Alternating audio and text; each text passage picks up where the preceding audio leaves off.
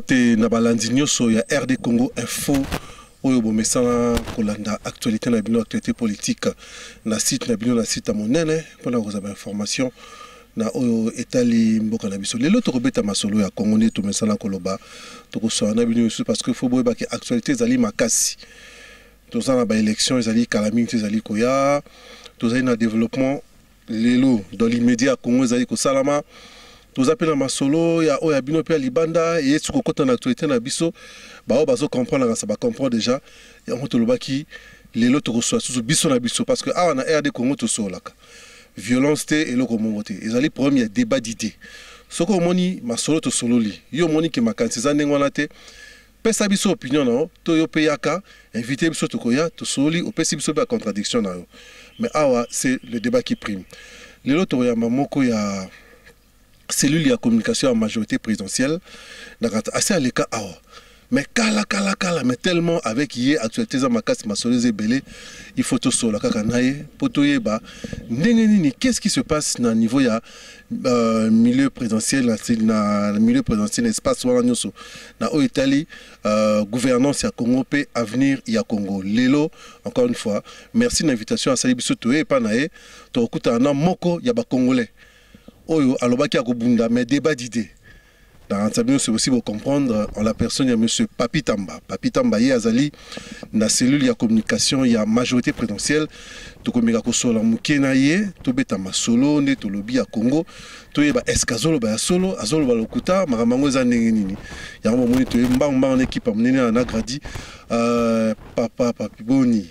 En tout cas, Mikole Belé pena RD Congo Info et les lois pendant à Rotala yo. To mega un peu ko sola na o etali maramamboka. Boni na nous santé. Santé ça va. Santé Nzamba osa la grâce. Amen. Dieu fait grâce. Vraiment en tout cas c'est mon mingé to kuta sous après moi ba Mikole Belé. D'emblée la ina tout na motuna neni espace présidentiel, la famille politique na yo. Comment ça va? Bah nous allons pour te regarder. Bah tu nous sommes vraiment bien dans la bango. Est-ce que comment vous allez? Tout ça très bien. Lobby toi en congrès. Le toi mercredi. Lobby jeudi congrès le monsieur Banafikil. Congrès peut perdre. C'est pour dire que bah tu n'y os au yo yebi au ya peut perdre. Nabiso wa petit prêtre na ba grand prêtre. Au moins nabiso na ta congrès. En tout cas, et c'est un peu de vérité sur les années, il faut le lobby, défection dans la majorité présidentielle. Mais tu vois, on va aller sur les solo, c'est un petit peu de stratégie. On va faire merci.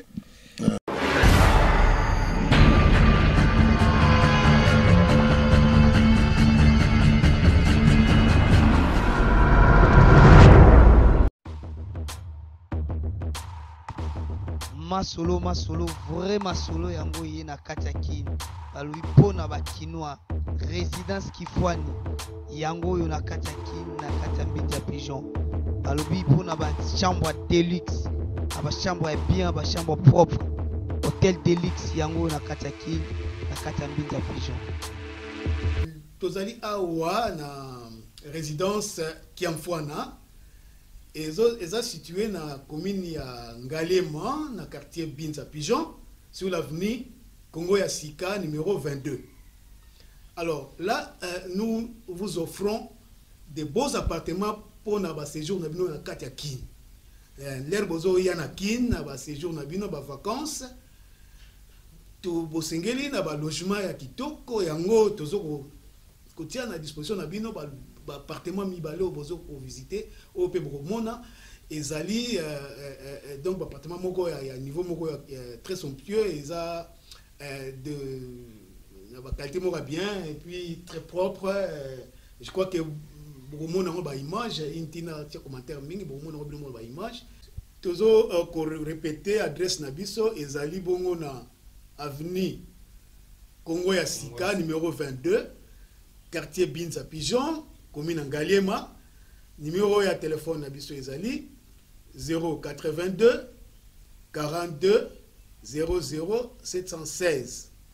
Pour na batubazali na poto broko benga monsieur Kiamfwana na numéro plus 33 62 87 23 782.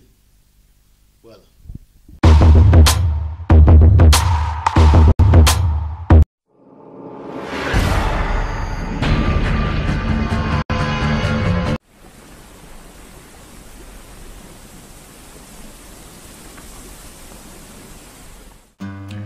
Bonjour, je m'appelle Cynthia Kams et comme vous voyez que Sepela TV est un appel pour CP Sabino et Vandi et le bin to CP Saba client na biso.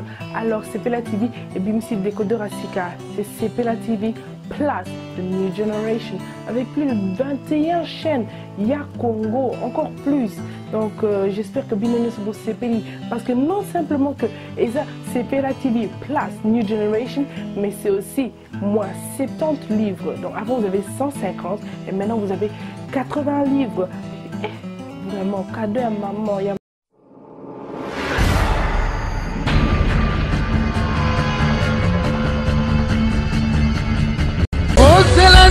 In Memoriam, notre nouvelle émission sur RD Congo Info. In Memoriam, émission présentée par le grand prêtre César Ngadi. In Memoriam, bientôt, In Memoriam sur RD Congo Info. Ils ne sont plus, mais ils restent dans nos mémoires. In Memoriam, bientôt sur RD Congo Info. In Memoriam, une nouvelle émission présentée par le grand prêtre César Ngadi. In Memoriam. Ils ont fait danser, ils ont fait chanter l'Afrique. Mais aujourd'hui, ils ne sont plus. Votre nouvelle émission, In Memoriam.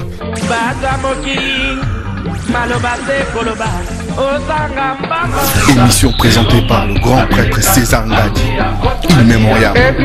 Bientôt, In Memoriam sur RD Congo Info. Ils ont fait danser, ils ont fait chanter l'Afrique. Mais aujourd'hui, ils ne sont plus. In Memoriam, notre nouvelle émission sur RD Congo Info. In Memoriam sur RD Congo Info.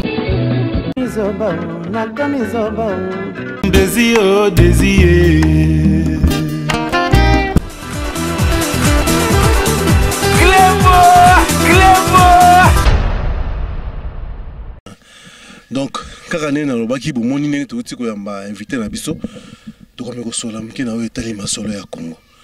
Awa injure ezalaka te. Awa ezalaka na ka débatité. Yango to sengi nous za vraiment scotché, branché pour l'émission na bino oyo. Hein, numéro ezala sene na mesala koloba. Ce bozana ba déshydrata, bo yipsa biso.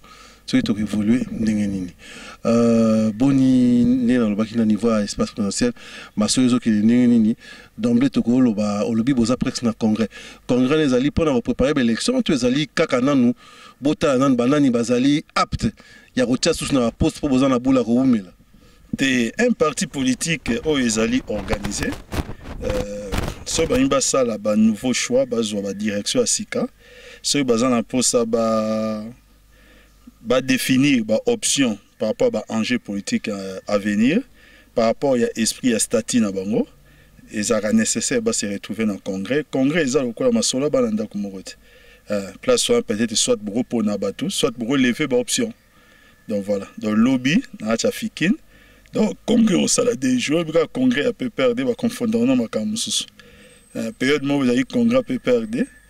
Dans le stade de Martyrs, on va confondre on a biloko mususu te zai congrès ka no chaka la rebelle on va ba rapona la te ngande sikoyo to beta masolo na ngai o ngana yebi na o pe ba o ngana kutana na bango na ba bazo pe o balandaka biso te ya masolo mbongo te ya masolo ya conviction derrière initiateur ya parti politique na biso na kombo ya Joseph Kabila Kabange. Parlons du chef de l'État parce que vous avez déjà évoqué comment on a eu, mais quand vous avez eu l'inauguration en cascade. Connaissez exactement, au groupe Sabiso 2 Bilembo, au Sali pendant mon langue, na Bilili, Tozuka histoire historique, par exemple, il y a historique, Tozu Masolé à Bateau Kokolo, et puis il y a peut-être inauguration, puis il y a INPP. Na Poni parce que Kuna est allé centre de formation pour les jeunes. Est-ce que, et ça la mika parce que l'élection que il y a tous les allés qui visionnent à Bandakala. Son retourné grand prêtre César Ngadi que je salue au passage na maman d'année le sac on amboka na bino poto ya bino qui ça c'est abiso auto pesi ba ombote kuna donc poto ya bino bato nyonso ya poto qui ça c'est abiso alors banaka la grand prêtre wa ebisa ke ngai na bana poto ebele ba bina na obenga mukonza mboka Joseph Kabila a sala talate. Donc ça dit masolo ko inauguré pas naie, ya na masolo betama. Alors on a monité pourquoi les loso a inauguré bateau kokolo, a inauguré boy et comme aloko na ba connotation moboy. Non, depuis aya. C'est pour bimika bakota suka pratiquement ba biloka. Ah donc kasi ya on dit comme toi na pratiquement réhabilitation à route nationale. Yango li comme toi ndai koloba que mokonja mboka pendant que bato azonga ba distraire ye na makambo susu to ba ke ye aza na musala ya kosala. Ba Congolais ba ponaki ye ba Congolais ba pesaki ye musala kosala. Ya za mwa musala ba Congolais. Botika ya sala. Totika ya sala lelo tolobi Kinshasa za Congote. Mais est-ce que yo umeli na kati espace la majorité présidentielle trop ça rapidement bilan parce que nous sommes dans une année qui est pratiquement à l'élection. Est-ce que brièvement mandat na ezalaki fructueux, qu'est-ce qui a été fait? Kaka Kinshasa dans le Congo profond au Yomoko Ebi Congo Zamunene. Est-ce que Joseph Kabila a répondu à l'entente à Congolais? En tout cas, Ebi que na ko résumé pour ceux qui motuno tuninga écoute dans émission etikali et comme yokola muke pour sali mingi tatawana. Et là au moins on peut ça parce que tout le belaka mandat. Hein pour ça le baki tout le bas depuis à comment na pouvoir tout le bas mingi koleka. Hein tout zora mandat oyo kaka et otu oleka oyo. Hein auto aussi sa guerre. Léon a ici M23 etika les souvenirs. Mais est moi ba poche ezali moi te ba poche à résistance. Ba poche à résistance ezali. Eza déplorable mais ça ndenge mon côté na 700 km² ezala occupé par force rebelle. Ya sundenge mon côté. Pendant un moment, tout le monde a dit 700 km². C'est pratiquement les 1/4 du territoire nabiso. Occupé par des forces rebelles, bazo Dondoa, bazo Tambo na mituka bata gouverner bakangaki, bazo sa ba biloko mususu boy. Lelo makamboana. On a zoloba, bana Ruchuru, bana ba côté kuna tamba obeta masolo, ba ebi que voilà ba omona des FARDC, ba omona na butu nde mutuma bimé bona machette, mais ça souté que baza sous occupation. Ndenge za yakiliboso. C'est le plan économique to lobani. Tourbanini parce que par rapport na par rapport vous voyez que je tous allez compter parmi les 10 premiers pays dans le monde où ils ont les plus grands réformateurs. Indice de développement humain batondro loba. Au moment où tondro loba nini que guerre à est ezaki système à vase communicant ils ont absorbé les efforts ils ont salé côté mususu. Le roi la drame côté qu'on est diminué ba moko bon to gagner 13%, 13 places. Année zoya tout indique que tu gagner plus de 20 places. Donc RDC est allé en marche. Le pays où il y a encore quelques années, et ben offrir des espoirs. Les pays où il offrir espoir. Et ça c'est un grand pas vers l'avant. Les lots effectivement tout le monde a signé ça là que Mokanamiso évolue. Mais nous avons tout ce vraiment on a fait. On parle en termes il y a des chiffres, on parle il y a des bons en termes il y a le Congo est approché, mais sur le plan social tout ça a un chaos. Hein, c'est-à-dire Koléa, ils ont pas si classe à bas la coutu kolobate. Bon, plutôt que je dis, tu comme kunda kutu batuko logo abibwele. Alors, nazo ebate, résultat, nous avons un papier, tout sur le terrain parce que le peuple se sentir en pénate. Au moment il y a un problème et c'est posé en Nambo Kalambiso. Ils ont un problème à définir un peu, contenu, qu'on peut ça contenir. Nelo auto benga social. Pour l'explication, je peux s'engager. Si tu as une explication, tu as un finalement social, et comme l'heure, tu as finalement social dans le monde, et comme utopie. Non. L'État a travaillé pour offrir un cadre. Ce que l'État a offert cadre, et l'État a permettre la possibilité. Il appartient à la population. Chacun en ce qui les concerne. Il y a comment est-ce qu'il peut apporter et comment est-ce qu'il peut aussi dans côté na épée. Aujourd'hui, si pratiquement tous les différents secteurs ont touché à développement dans Bokanabiso Oyo, l'État est en train de avancer en matière scolaire. L'État est non pas seulement l'école Sika, mais ils réhabilité l'école Kala. Quand l'État le fait, il faut que papa tinde dans la classe. Côté Mingi Awa, si tu n'as pas quoi reculer, rendre effectivité, il y a gratuité, il y a gratuité à frais scolaires dans la école primaire. C'est un bon, mais il faut que ça, il faut papa ça à Tinda. Il y a une chose, peut-être que ça moi bien mais il faut te le bango quand même. nazalation nazo zonga pour na sala moi trajet mulai entre par exemple sur aucune ville aux zonga au releka ba quartier populaire ebele nana mona bisika ba bar etonda kate koleka ba quartier populaire au mona mutu oya rolangwa masanga na bar mais lobby asengi azo zangelo rolia asengi ayoki nzala tolobi te komela masanga nde eza mabe. Mais nous devons savoir qu'on hiérarchiser ma priorité dans le niveau de la population a aussi un choix de vie et c'est à ça. La population a aussi sa part de responsabilité. Maintenant, l'État ne peut faire que la politique de ses moyens. C'est-à-dire l'État a mettre en place progressivement le cadre de la structure pour permettre à la population de moins possibilité. Je vais donner un exemple.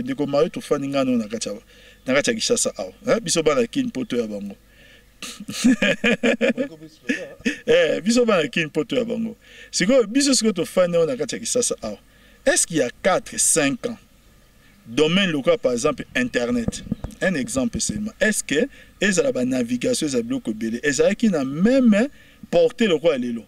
Mais Internet, c'est ça Facebook. Internet, ils ont payé ça opportunité, même il y a cause de books. Ils ont payé ça opportunité à biloko belé. Ou un parent, il faut l'accès que voilà, Internet, n'a pas cours, n'a biloko belé.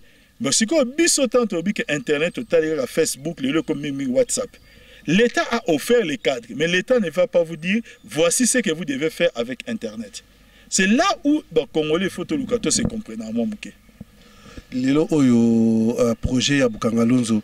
En tout cas, d'abord, on félicite parce que Bissom Tomoni on a kin, né au bout de Bissom Batakin, Tomoni Yango. Badbalobi, au fait, c'est un très bon projet, mais malheureusement, fallait, dans le mandat où Joseph Kabila, abandonner les bandeli et puis à multiplier les initiatives. Voilà. C'est comme si pratiquement donc à Soutuka qui n'a pas de donc et l'eau comme malam na souka donc il faut ça on est bandit et puis pratiquement la province Nyoso. À Sali on a soukate. D'abord tant aux chefs de l'État, il y aura toujours biloko oyo soko sali et aux années bandeli biloko parce que tant on go kende na pese exemple. Il faut continuer au sala makam. Mais ça question à soukate, c'est un projet oyo et bandi peléloté. Pour mettre en place ce genre de projet, et c'est un préalable. Or, notre pays, pendant un bon moment, il faut offrir espoir on a comment offrir les lots. Parce que dans le projet Bukangalonjo, c'est un projet économie mixte. Et il y a un gouvernement congolais. Et il y a un sud-africain, il faut offrir cette confiance. Pour offrir cette confiance, les minimums, s'il y a guerre, les minimums, bongisa par exemple, Moutoulo et Lelo, aucun akacha Bukangalonjo. Et ça, moi, mais au Bukangalonjo, je sais que non, je peux communiquer. Narokota Nakacha Internet, nous avons un contact dans le monde. Tout cela doit se créer. Il y avait beaucoup de préalables. Maintenant, il y a des projets Oyo. Et au-delà de Bukangalonjo, il y a des projets pour qu'ils aient dans chaque province. Bien entendu, nous sommes dans la continuité. L'action de l'État s'inscrit toujours dans la continuité. Nous avons un État vraiment politique. Maintenant, il y a une famille politique. Il y a un congrès. Est-ce que l'élo, M. Papita Mogota, la caméra pour que Bisso, que Bino n'a pas perdu, Bogota, la électeur na Bino, na misu, na bapona, vous êtes fiers de demander au télé. Je crois que discours politique, à un certain moment, il y a prétention. Réponse, il y a solo, il y a sanction, tout choix à peuple. N'importe qui peut se prévaloir de parler du peuple. Ngai ngina kota na exercice on ate. Ngai. Te na ochaliba. Na ochaliba. Ah, te na bi kaka prétention te. Total kaka prétention te. Mais na biso ke na bandi masola politique bandakala. Na chaliba te. Ponga lingana ate osala makambo ka pona posa osala. Na se préparaki. Pona chalelo libaya. Na rocha na provincial, na rocha pe na législatif national. Na kisasa kaka na commune esika na zali Ngalema. Encourageur. Oh, mais ngala mutu mo na linga pe défi. Na linga ba défi. Ba poto biso linga ba défi. Poto ya bango kisasa ya biso. Donc ne tozolo ba to kota ka mingi na maponami. Moko oya bino zalaki kuna azongi mboka ye azotia libaya. Yo petika mama ofinga. So moyen zali zonga yaka tosola muke lelo oyo tout le monde la famille présidentielle basala qui démarche envers l'opposition pour na koluka moi forum mo salama tozo comprendre tozo que na élection beaucoup misu ko tina ba émissaire pas ba opposition ona mo konzambo ka nga so na bino akosola nini so to ko so na ba urne te débat yango ezali nini oyo akomi ko déplacer elonga la ba urne et comme il pas ba émissaire non ndeola ngai tosola ka moni bosembo ya on peut ennemi politique te mabe moko na ba politicien na biso mingi ya opposition le côté le kimingi majorité les a demandeur ya baza demandeur à dialogue te opposition et sengi dialogue non mais beaucoup à la demandeur mais pour formaliser yango ils en a batu oyo qui a le pouvoir de vouloir et de faire c'est-à-dire batu bana pouvoir bango nde batu ba ko formaliser yango na ici les premiers oyo kaki a sengi membre dialogue c'était notre papa le président de l'IDPS papa M. Tien Tshisekedi na ici ça non et la question va rejeter quitter dans la politique on évolue avec son temps tokende qui na concertation nationale ils ont préféré dans moment na ba boycotter yango mais repris par l'évidence hein il y a une vérité lelo toloba yango clairement l'opposition bazali prête par rapport à makambo on va s'agiter qui minga ba élection parenthèse tout en clair bango na mois de janvier ba chaki nungu parce qu'ils se disent que baza prêt tout que na élection. Comment tu peux nous expliquer ça concrètement? Ils sont pas représentés dans Congo ou c'est juste un groupe d'individus? Il n'y a pas de charismatique dans cette opposition. Eh, très la bonne Nambozo le barana est commis important mingi. Nego Mario. Oyebi combat parti politique à Franck Dion. Ouais, journaliste. Franck Dion a l'un des conabiso à opposition. N'est-ce pas oyebi combat parti politique nae. Mais oyebi Franck Dion pour loba mingi, loba mingi.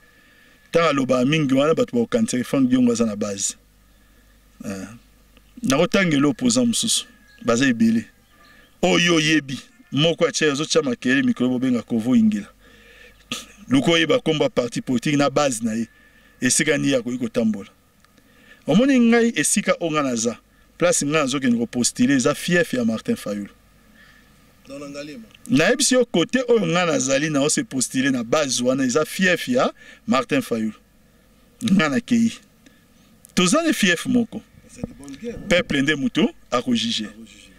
Alors que ngai nakati peut perdre. Nazanan.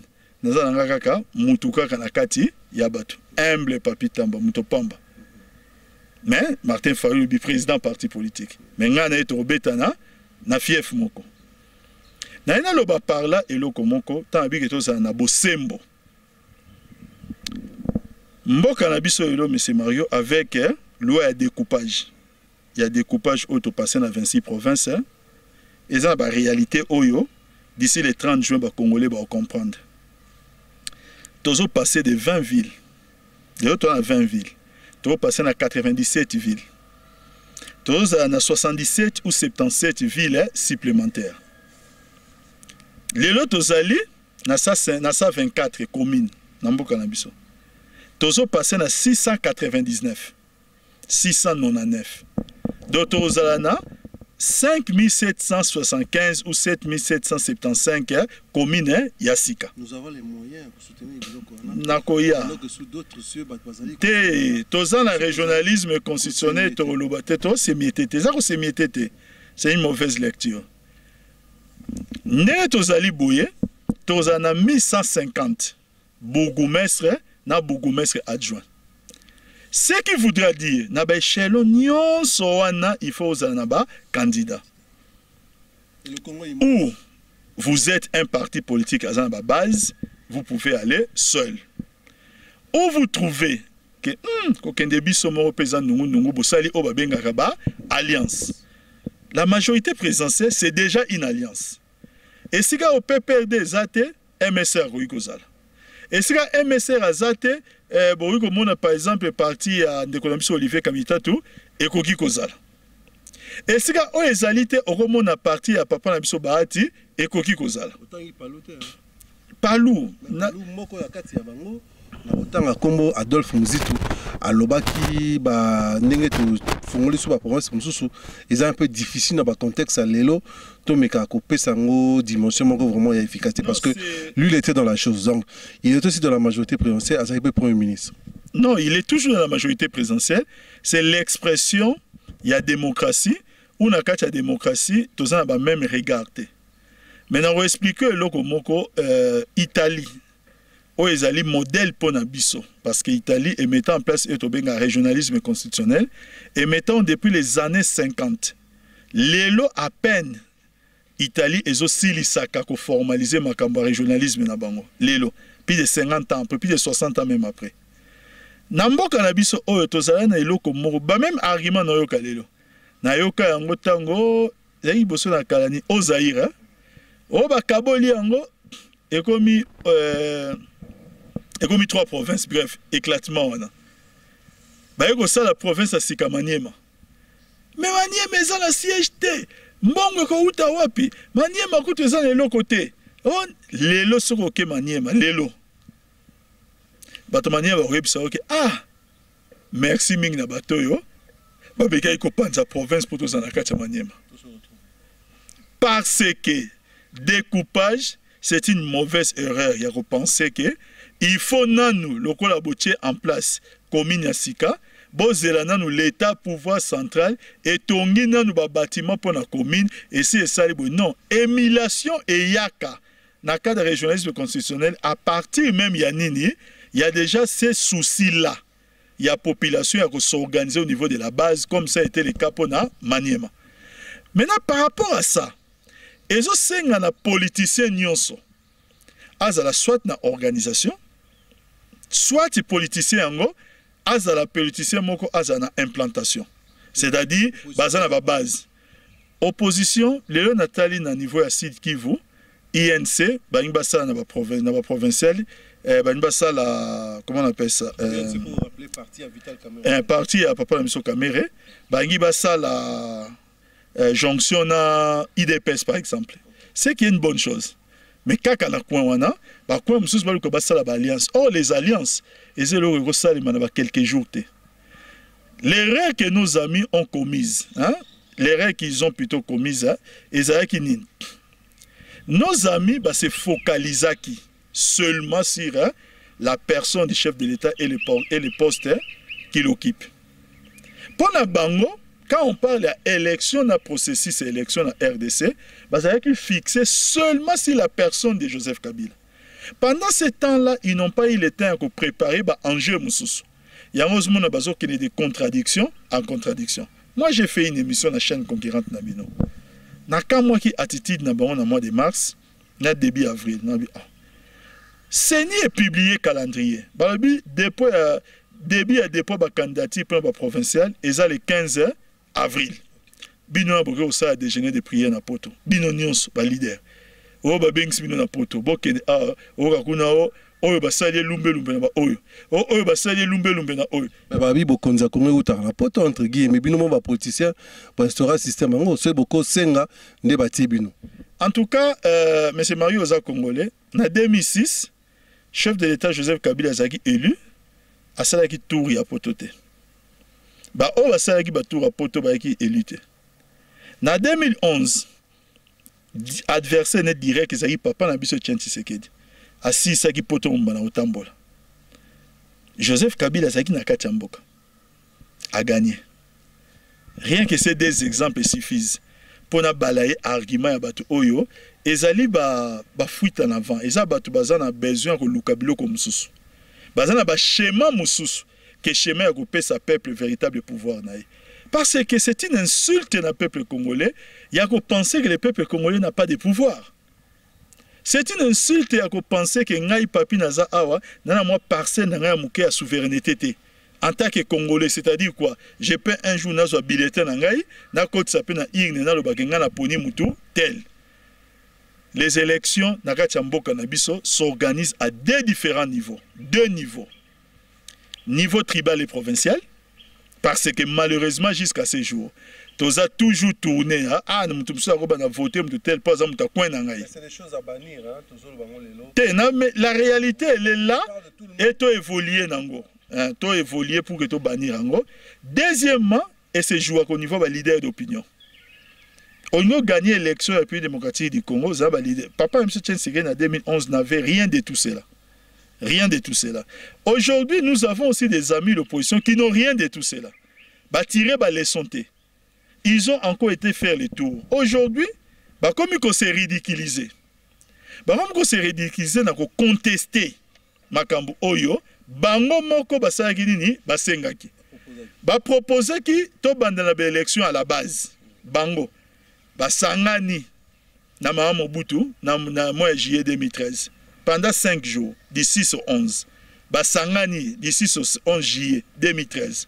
Na souka lango batangi communiquer. Opona mboka même se fait renverser pyramide de l'élection, to ba élection à la base. Lelo balobi ba yeko basu sur calendrier global. To boucler de cycle à 2016. Lelo ba yeba commencer un calendrier partiel. Pour après 2016 to bandi cycle classique, de balingi élection locale en 2017. De comme calendrier partiel. Ba yeli sous non, to lingi ba élection locale sous te to bazo se contredire. Ce qui est plus grave, 6 jours après début à dépôt de candidature na niveau à CENI, ils ont communiqué que non, 4 partis politiques vont se retirer dans le processus. CENI et Sahel Bango prolongation le 25, total à Bango. Le quoi tous en a posé mboka oyo, tout que na schéma de contestation à répétition. Dans la politique, n'est pas dialogué et criminel. Vous savez, le chef de l'État l'a toujours dit, dans la politique en main tendue.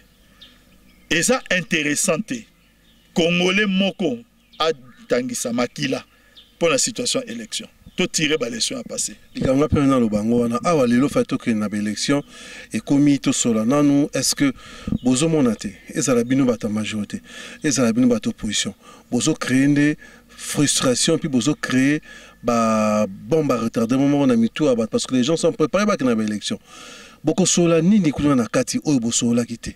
Moi, je crois que la position à chef de l'État, dans le dernier discours de l'État de la Nation, a été claire. Toutes les fonctions électives dans le cannabis doivent être assimées à travers l'élection, à partir de l'élection. Bon, cooptation, bilo, cognon, soana, ezali, passé. Mais il se pose un problème, il y a schéma. Pendant que biso la majorité, notamment la PPR dans le lobby dans le Congrès, tous ont préparé des candidats pour l'élection, tous ont déposé des candidats. Qu'est-ce que c'est?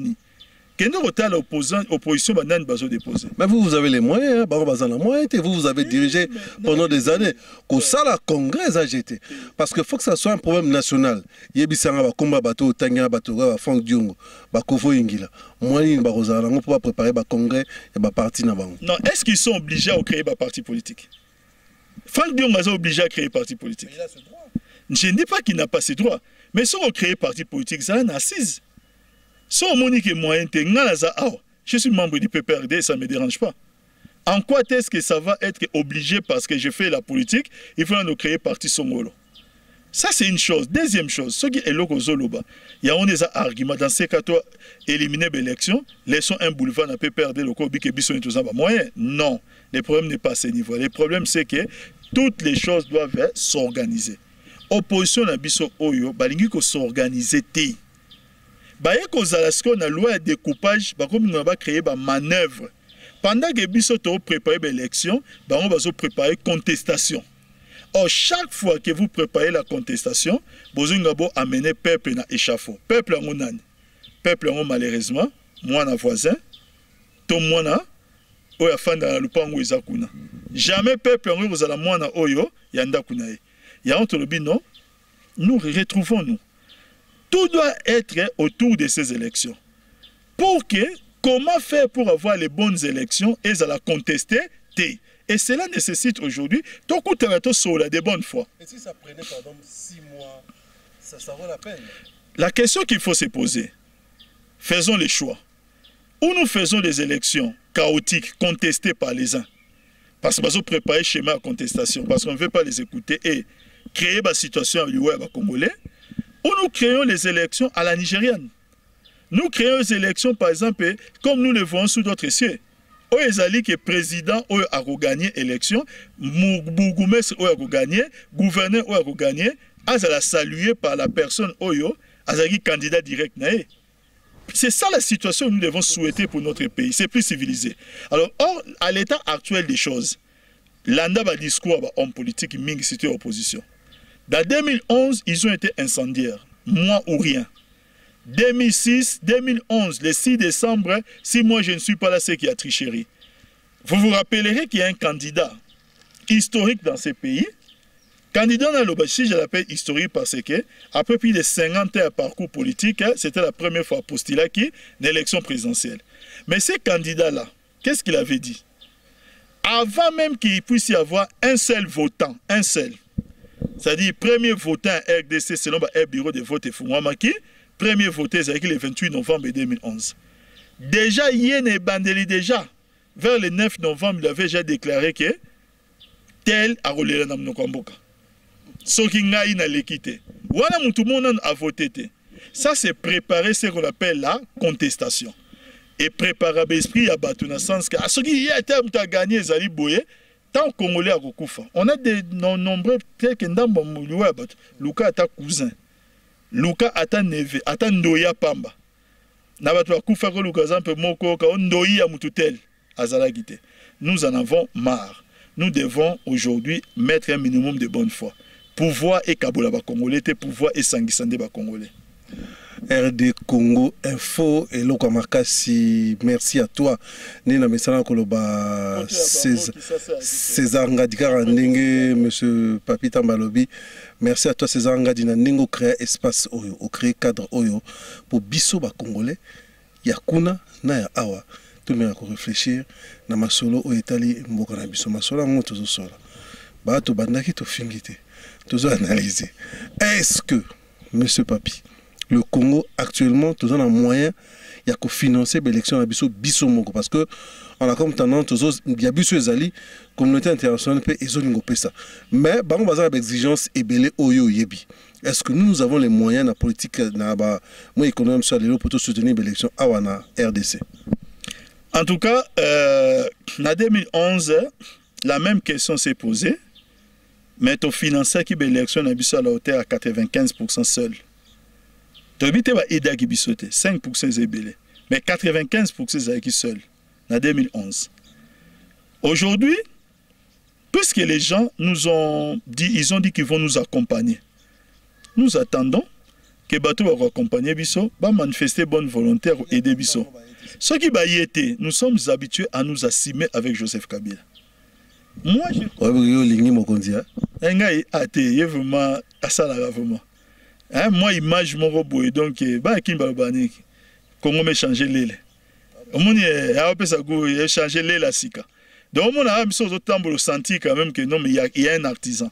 Il y a quelqu'un quelque part. Peut être beaucoup de peut que hein? Bah, pour te comprendre, gars, que tout le monde, pour toi, bino, au bon monde, mais biso qui ça na bisonde, tout le monde attend tout tambola na Congo, matadi, tout le presque partout, tout le monde a ondé trop bête à ma solo. Alors, parlant de moi je fais confiance dans le gouvernement de la République que contrainte budgétaire pour la CENI, à mesure il y a qu'à résoudre ce partenaire va suivre Bissoté. Nous avons un individu invité la personne de M. Papi Tamba qui est au lobby Joseph Kabila pendant 5 ans. Au côté de film, si vous avez une question, à ta ministre, à ta entreprise publique, je ne passe. Mais c'est pas que tu as 6 ans. Et là, il y a 5 ans, il y a 10 ans. Il y a poto.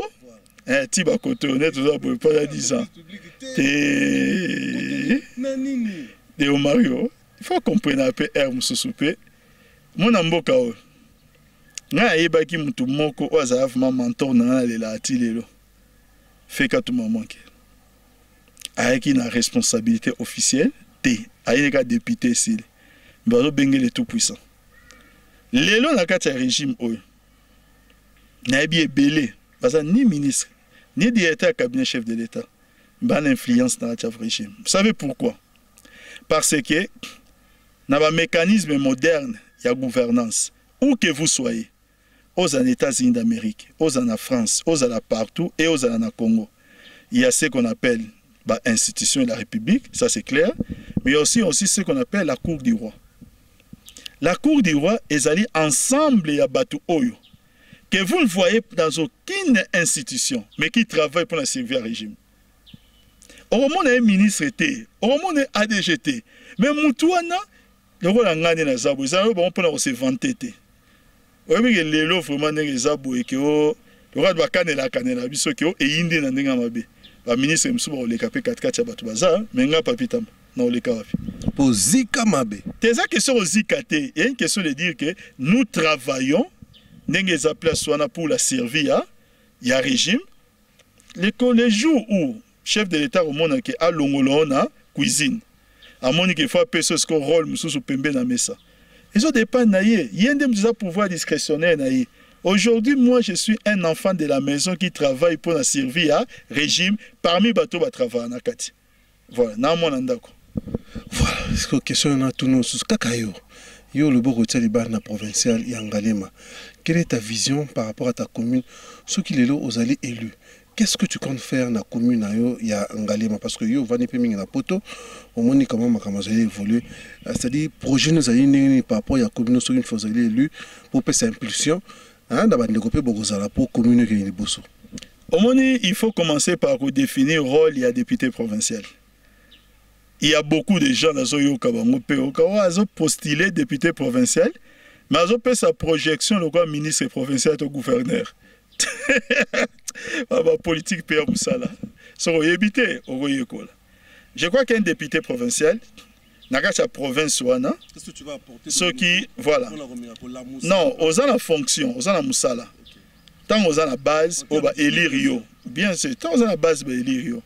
C'est d'abord qu'on identifie les véritables problèmes dans Bango, où il y a coin où élire Rio, pour voir comment est-ce qu'on peut apporter Yango, dans le niveau ya Assemblée provinciale, pour que d'une manière ou d'une autre, comment est-ce qu'on peut influencer le gouvernement provincial pour le niveau à axe na bango ya développement. Projet na bango ya développement va inclure aussi batu oyo monde qui a problème de ngo sa ranini au meka reporter yango. Alors moi j'ai non mais bien sûr puisque je vous dis que na préparé yango par exemple moi ce qui m'intéresse na Ngalema pour que Ngalema eza na moi réputation na moi ma campagne ba pigeon ba nani mais ngai o intéressé ngate eloko intéressé ngai il y a aussi des quartiers populaires na katia Ngalema. Ba quartier moko populaire mais qui vit dans une extrême pauvreté. Oyo écart entre ba misusu na bango eza mo muke munene. Maintenant, je ne dis pas que fonction il y a député provincial ezali kozwa bato bazali na situation assez ko tombola bango to kozwa o bazali kolosa nini okitsa bango non. Ils ont des problèmes où ezali commun pour ezali récurrent. Oh, yo ko se plaindre pour na bango notamment problème à courant, ils ont ba quartier monsieur ba serré problème à courant, ba quartier monsieur ba serré problème à mai. Voilà yo et ko se faire entendre dans liste des hommes là parce que tant na bi ko za ba question de facilité, il y en a bika que voilà de quelques problèmes mais ali mo mkebele. Moi je suis toujours avec cette base na tambola pour na bisio nazo na base oyo ya mutoyo a développer un discours populiste mingi. Hein, rebika mutongo na lobaki ke ngai na sa racha fief na ngai na eto zo potana racha bazwana. Te za guerre te ezake depuis 2 ans. Rebika ngai te na pe communicateur. Place moi populisme eza au même moi lumière la vérité. C'est quoi to kotaka kotaka. Eza ba to songo ba ya solo vie ba ko sabiso pe mingi ko po. Tozo continuer musalango. Parlons-en au niveau à base. Batuming bazolela génération bano ba ko 18 ans ba ko voter. Mais comment vous avez fait pour exclure Banana alors que la génération Banana Bazali, pourcentage mori à Makasi na Congo Lelo. Je ne parle pas de Kinshasa na Congo Mobimba. Je crois que nous devons savoir de quoi nous parlons. Article 8, alinéa 3, Oezaki Elagé. Batindi Batuna Balabala. Balobi Nino, non.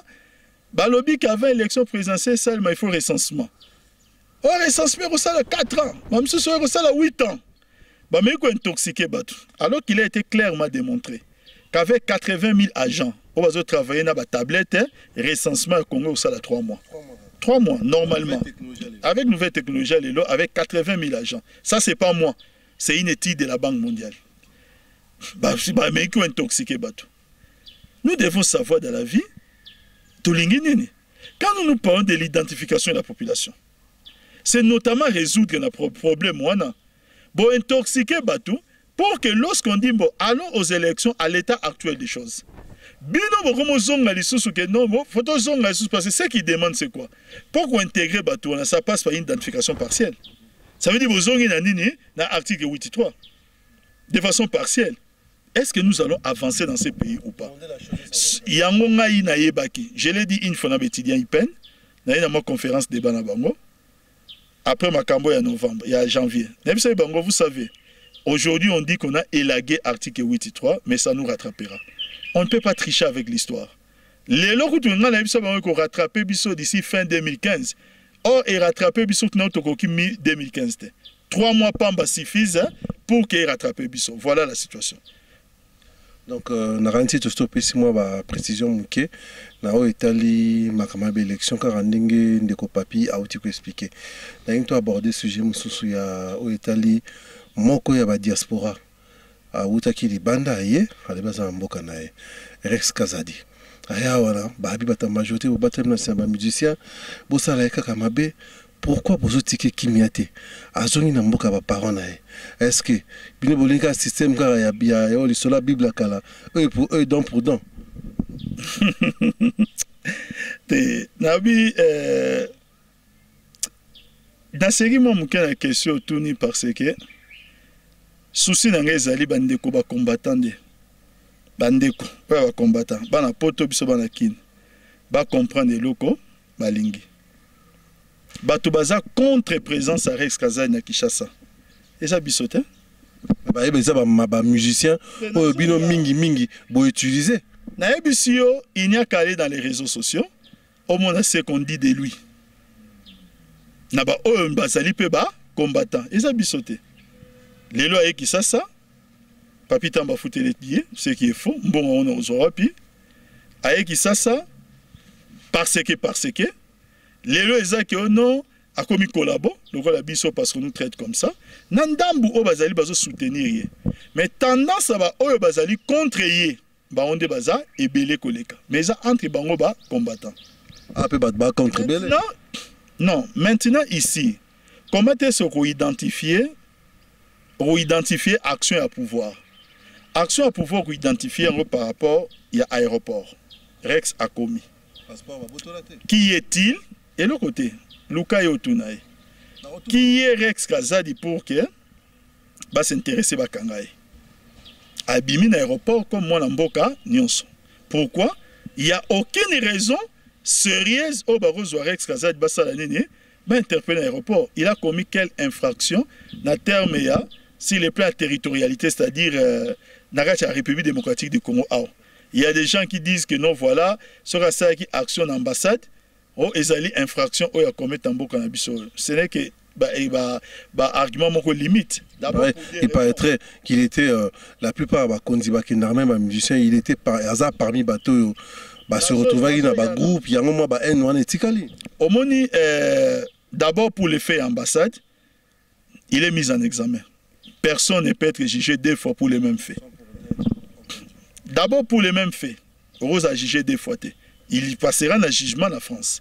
Deuxièmement, c'est mal comprendre notion d'ambassade dans la représentation diplomatique et de dire que nous avons commis une infraction qu'on ne peut pas juger dans le c'est mal comprendre. En termes d'infraction et puis démocratique du Congo, Rex Kazadi n'a commis aucune infraction. Donc, les pouvoirs, je ne vois pas dans quelle raison, motif, nini, ou qu'est-ce que Rex Kazadi représente pour que ça nini, ba kangaye ou ba empêcher quoi que ce soit. Ça, c'est de 1. De 2, Mukonzi Mboka, Oyo Biso Nyonso Tolandaka. Il nous parle de la réconciliation nationale, de la cohésion nationale. Plus que la cohésion nationale, on nous parle d'hypothèse, il y a dialogue. Moi, je me pose toujours une question. La question que je me suis toujours posée. Oui, Ndeko Mario, je dois dire la vérité que nous avons eu du mal à convaincre aux Congolais l'importance de la nécessité à la loi d'amnistie concernant les M23. Moi, je suis un communicateur de la majorité. Nous avons défendu bec et ongle que les alliés nécessaires pour nous redémarrer. Les membres M23 qui ne sont pas pris dans la récidive, bapesa bango amnistie. Mais il y a des tueurs dans Katia no bino pesi bango pena dans couloir alors qu'ils ont tué madame. Bapesi bango couloir, te loi d'amnistie, il faut voir aussi comment ça se passe ailleurs. La question que je me poserai, ceux qui M23 à Boma Kimutu, moi papi je peux passer à la télévision pour dire que donnons-lui une nouvelle chance pour la paix. To construire mboka ba Congolais ba ilingana, ba Congolais ba zala ensemble, donnons-lui une nouvelle chance. Moi je connais les combattants. À ma connaissance, en dehors d'un cas que nous déplorons en Afrique du Sud, tu réussis ça qu'on détermine au clair. Parenthèse, combattant parce que il faut aussi que le dans autant la combattant on peut kuna c'est un peu hétéroclite parce qu'on ne comprend pas. Il y a ces bâtiments sous au soina bango boy. Là je vais la fan par moment papa va idée ils appellent à réfléchir oui. Mais mon sous il te parle en termes, c'est-à-dire tu te poses la question sur qui potonga kenda kuna azu atata rotanga nazolo bango. Hein bon fongo la paix moi bongo muke parce que mingi pe comment la beneza pena vraiment assez. Un argument peut être la moins solide. Il y a un abi quel combattant parce que il y a boire et à manger dans le cas de combattant. Il y a un camarade à Zoloba que combattant selon moi à part 4 déplorés en Afrique du Sud n'a pas combattant à Boma Mutute. En tout cas en France, parlons en Mboka Onebi Mingi. Moi j'ai vécu en France dans le mouvement de combattant à 4. Aujourd'hui, les bandes d'économistes sont kabylistes. Bon, peut-être ils ont changé leur comportement, peut-être combattant manifesté qui agression, violence, ainsi de suite.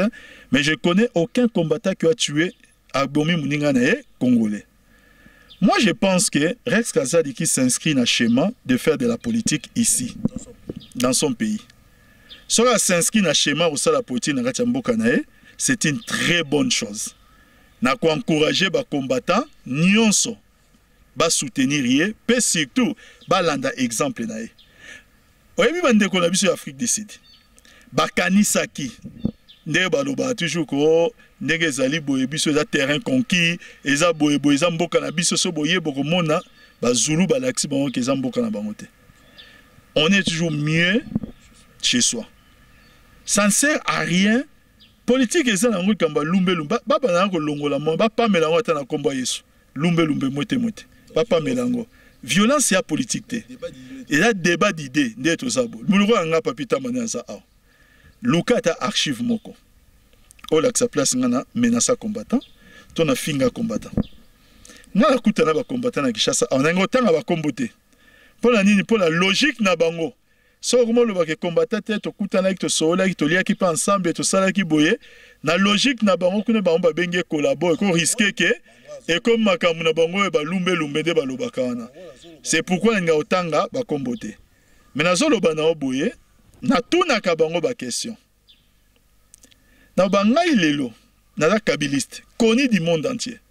Na ofanda na o combattant comme un frère na kin où nous avons les pouvoirs parce qu'il faut les reconnaître que nous avons les pouvoirs aujourd'hui. Ba toi kana ngai ba ko yoka. Ba yoki ke o a papita ba kutana kin na pese exemple na Rex Razadi. Ça ne dérangera personne. Bino boza capable na poto na Château Rouge boyambanga papitamba baninga na bino ba combattant puis ba yoka ki boza na papitamba bosa ni boko batama. Ça montre qu'on a affaire avec des gens bazana double langage. Bazana double langage et za bateau bazana double personnalité. Na vie tant aux a double langage, aux a double personnalité ou quoi avancer. La preuve je crois qu'aujourd'hui, ils ont en tout cas la liberté. Les cas à Rex Kazadi et d'autres combattants, mon côté Afrique du Sud avec le lobby. Par exemple, combattant dire Afrique du Sud, Azali Ao, ne baza place wana. Bazana ba combattant mususu ba yaka, ngana sala la même émission, débat pe na ba combattant mususu pe to fandi pe to sali pe débat Ao na kati Kinshasa. Je n'ai rien contre eux. Nga bisa ba onke Kofinga nyos mofinga ngai, il y a quelqu'un qui a chanté échanger peu combo na ngaité, échanger nga peu loko nanzoto te, je n'ai aucune rancune. Tout ce que je peux faire avec tout l'amour, c'est de conseiller aux frères. Moi Papi Tamba, je sais ce qu'a été ma vie na poto, place na vivre Bamboke Belé, Dieu seul sait que j'étais intégré na poto. Les amis qui me connaissent le savent. Je sais ce que ma vie, ce que ma vie aujourd'hui. depuis na sala choix rozonga na mboka na ngai. Je préfère la vie que j'ai aujourd'hui. Question pour les gens, Papi Tamba, quand tu te réveilles le matin, au Tali Glace, tu es fier de ce que tu as apporté ici. Est-ce que ce pays est un espoir, tout un espoir dans Mboka par rapport à la politique de Nobosali? Tout un espoir makasi parce que Mindele mingi. Moi j'ai beaucoup d'amis à Poto à Mindele. Même si on a yebaki na Poto, ça la voyage mingi. Mindele mingi bazo pesa espoir na bango. Na kati mboka na biso. Moi j'ai des amis baza na processus, baza misato. Baza na processus ya kosenga naturalisation. Baza ba français hein ba ami. Baza na processus wana. Si on a mis la question, biso mo ba kolombo qu'est-ce que mon nango ou pas. C'est question de savoir que dans la vie on n'obtient rien si on ne se bat pas. Dans la vie, il faut savoir se battre. Et exactement le coup Kenda Poto, tout va être facile. Ce n'est pas facile pour Papi Tamba. Mais nous nous battons. Nous nous battons tous les jours. Comme ça n'a pas été facile pour la battre na Poto. Nous continuons à nous battre. La vie de tous les jours, c'est un combat. Mais mieux vaut, s'il faut souffrir, souffrir chez toi que souffrir ailleurs. Attends-moi, brique pamba ou retongue pas na yo. Ils ont permis aux en plus d'espoir que crédit mon na poto. En tout cas, bana poto, pas seulement les combattants, bana poto ya bino qui ça c'est biso, bino nyons combattants kabilistes, société civile, ndeko kaka ya diaspora, si l'occasion vous permet, mboka na bino yango. Tous en espace, comme l'a dit le chef de l'État, et za mboka où ils ont offrir espoir. J'ai des gens, ya bana poto bazo ya. Que Papi tu as vu juste avant. Ah, on a les opposants circulent. Et là, pourquoi on va chercher des problèmes? Namloko Rex Kazadi, parce qu'il représente quelque chose que Papa Mcho Tshisekedi a vécu. Est-ce que c'est la base de l'Okola? Nekonabiso Kamere a vécu en Mboka. Est-ce que Rex Kazadi à dans niveau de caméra, mais caméra vivra en toute liberté. Alors pourquoi Rex Kazadi qui se rend compte, ce n'est pas moi, il a dit lui-même dans l'émission à l'Andag na Mirador. Abi que non, la phrase n'a retenu qui dit ça va ébiété. C'est lui, c'était sorti de sa bouche. Peut-être que ça n'a pas tout encensé sans se rendre compte. Moi je vais conseiller aux musiciens. Non, conseiller bango, papa maman biso tchala mwana. Bandego Félix Azekwa et les autres. Dans le conseil, la démarche, il y a quoi épingler. Que s'il y a des combattants, Rex Kazadi n'est pas le seul combattant. Ça serait quand même, permettez-moi l'expression, injuste et stupide de penser Rex Kazadi seul à défendre le concert Napoto. Ça, c'est lui donner un pouvoir que lui-même peut-être n'a pas envie d'avoir, mais en même temps aussi, c'est lui donner un pouvoir qui risquerait aussi d'énerver Bahaminaï. Tango, empêcher concert à JB, Tondi Saki, Kobanda Château Rouge, la République, nous avons vu les images. Outil de gauche et à droite. Et ça, c'est Kazadité. Alors, combattant, pourquoi ne pas se focaliser pour les combattants sous ce cas c'est Rex Kazadi? Concert, c'est un mouvement global. Il y a des combattants, à tort ou à raison, na makanisi na bango, ou bango, bazanango. Il faut que l'ongolande makanisi wana. Un des moyens que l'ongola makanisi yango, et ça qui permettre aux combattants ba monake la démocratie. Ole bango ba pesango. Ba pesa exemple la démocratie na nos leçons de démocratie na mboka. Mboka et pesa bango leçon ya démocratie. Voilà. Donc mamba œil pour œil, dent pour dent, pour comprendre monsieur Papi Alobi schéma les a awate. Si on a une autre question moi souka pour de presse na souka. Dans mandat à Joseph Kabila, pour parce que je sais que tu es un garçon brillant, intelligent, au monde en Moussika. Qu'est-ce qui a été fait au YOCP Nango et qu'est-ce qui n'a pas été fait au Yolinga qui est ça la mapo quand même et tombe la paix Congo Nabiso. Et là, comme Mingi a regretté ma casse, on parlait d'un mandat au deuxième mandat. Et là, on a regretté ma casse ces années guerre il y a M23. Tant nous sommes qui Nandenge occupé qui attention à chef de l'État et mais gars qui compromettre le secteur à développement et belé. C'était une guerre, comme lui-même disait, une guerre qui nous était imposée mais qui était injuste. Ne méritait pas ça. Congolais salama bêté pour que tu méritais bloco, il y a modèle ouana. Ça c'est quelque chose qui a déploré et que je regretterai toujours par rapport à l'action au Sénégal chef de l'État Ameka a posé. Les restes maintenant, c'est les plans positifs, je pense que c'est l'ensemble des réalisations et la direction émergence au Mboka Nabiso Ezui. Joseph Kabila a malheureusement 3 ennemis. Malheureusement. Ennemi Naliboso, c'est la haine. Bateau qui ne les soutiennent pas, c'est rarement Ezalakeo par rapport à ces actes. Non, parce qu'il est haïs. Sans cause. Hein? Deuxième ennemi, c'est l'ignorance. Il y a beaucoup de gens, ils les font par ignorance. C'est-à-dire, au taliban argument, ils vont défendre pour haïr, ils vont tenir dans le côté. Troisième raison et dernière raison, et ennemi plutôt, c'est la mauvaise foi. Mauvaise foi, Mario, il n'y a qu'à circuler dans le cannabis République démocratique du Congo pour voir ce qui s'est fait. Il n'y a qu'à circuler. Malheureusement, on se rend compte que non, on retombe dans la situation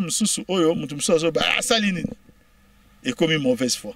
Nous sommes là, comme kabilistes, comme communicateurs de la majorité, comme membres PPRD, c'est pour lutter contre ces fléaux.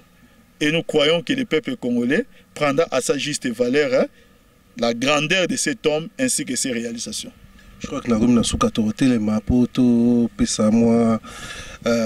moi message moko ya suka na batutu bazali kolanda biso à travers mokili mobimba o pe bayebi ke kala milité ba élection ezali koya oza na message moko ya suka pona opesa bango o expliquer bango opesa ba msu confiance parce que ni na lobaki o eza masolo ya Congo masolo ya Congo to solo ngona bana ya Congo ya ona lingi na peso iloba o ya suka par rapport ya batu nyoso bazona na diaspora. Non, message à message, il y a Kimia, et un message, il y a pardon. Kimia, la pardon, il fait marcher ensemble. Si on doit construire à venir, il y a un beau canamiso, tout est kabarankin. Sinon, tu es comme disait Martin Luther, ou tu as Fabi Sonios, le rôle à Bamboa, ou Bisonios, tu as se sauver, surtout tu as volonté à Royokana. Politique, c'est un solo, il y a cause à qui est Tolingana. Tolingana. Bolingonde et les canyons. Dans un petit message, les profond, donc pratiquement dans Souka. Hein?